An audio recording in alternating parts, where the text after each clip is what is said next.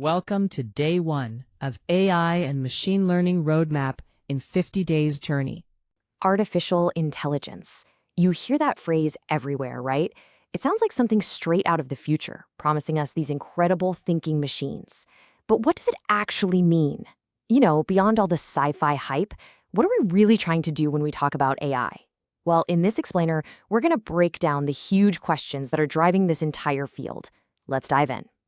So let's just cut right to the chase. The one question that really started it all. Can a machine think? This is the challenge that has kept scientists and philosophers up at night for decades. Can a machine, just a bunch of circuits and code, ever truly think? It sounds like a simple enough question, but trying to answer it forces us to ask something even more fundamental. And that is the real kicker, isn't it? Before we can even dream of building an artificial intelligence, we have to get on the same page about what intelligence even is in the first place. How can you possibly build something if you don't even have the blueprint for what it's supposed to be?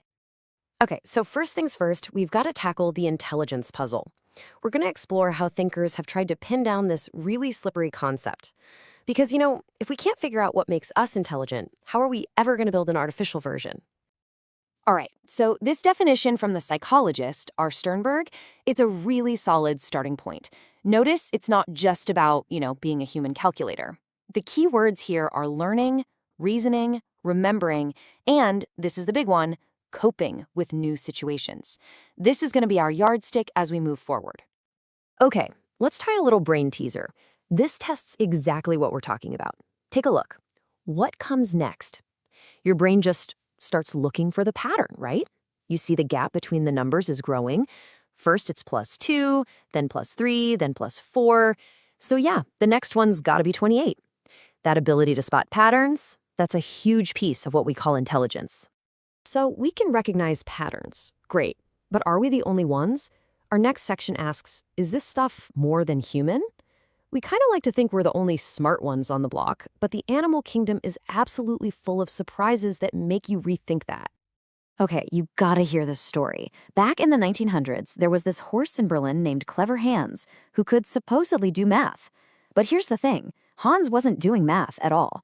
He was just an expert at reading the tiny, unconscious body language of the audience. He could sense when they got excited as he got closer to the right answer. Now, you might say, okay, so he was a fake. But hold on. Let's go back to our definition.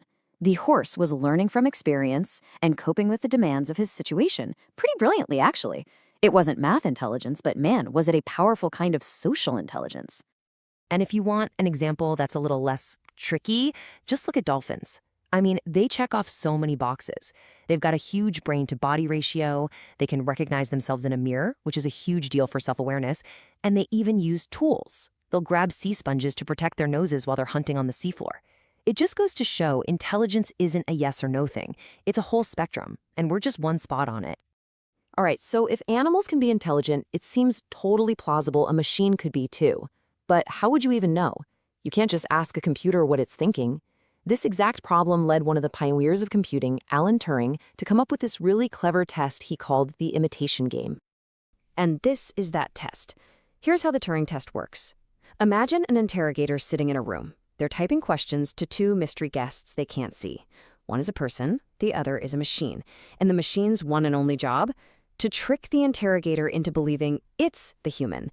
If it can pull that off consistently, well, Turing said, for all intents and purposes, you have to call it intelligent.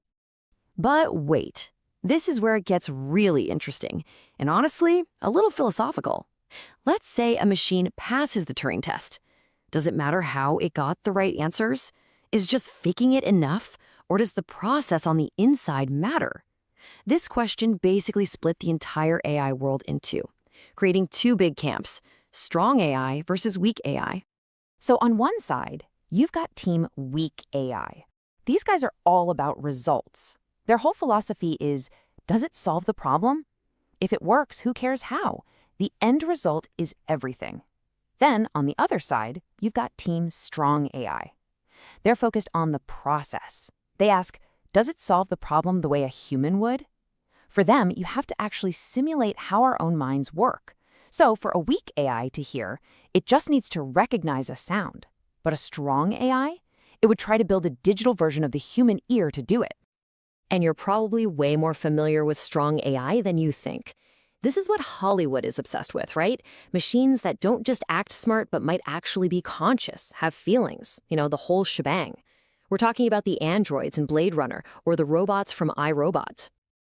Okay, so whether you're on Team Weak AI or Team Strong AI, you need some basic tools to actually build these things. So in our last section, we're going to look at one of the essential blueprints for a mind, a really cool strategy that helps machines figure out our messy, complicated world. And one of the most important tools is something called a heuristic. Now, that sounds fancy, but it's really just a rule of thumb. It's not a perfect mathematical formula. It's more like a clever shortcut, a good guess, that helps you find a pretty good solution fast, especially when finding the perfect one would take like a million years. And honestly, you use these all the time without even thinking about it. Picture this. You're at a super crowded mall. What's your strategy for finding a parking spot? Maybe your rule of thumb is, I'll check the back rows first, because people are lazy. Or you get lost driving at night. A good heuristic? Head towards the brightest lights, that's probably the main road. See? They're not guaranteed to work, but they're a pretty good bet. And that's exactly how AI learns to handle real-world problems. And that brings us right back to where we started, with that one big lingering question. If a machine can learn and reason and adapt so well that you literally can't tell it apart from a person, does it really matter that its brain is made of silicon and not flesh and blood? I mean, that's the core of the whole weak AI versus strong AI debate. Is intelligence just about what you can do? Or is there something more to it, something almost mysterious about consciousness? As AI gets smarter and smarter, that's not just a fun thought experiment anymore. It might just be the most important question we have to answer.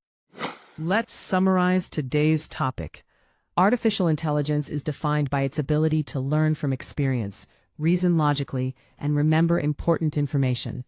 In nature, intelligence appears through pattern recognition, tool use, self-awareness, and collective problem-solving. The Turing test evaluates machine intelligence by testing whether a human can distinguish a machine from another person.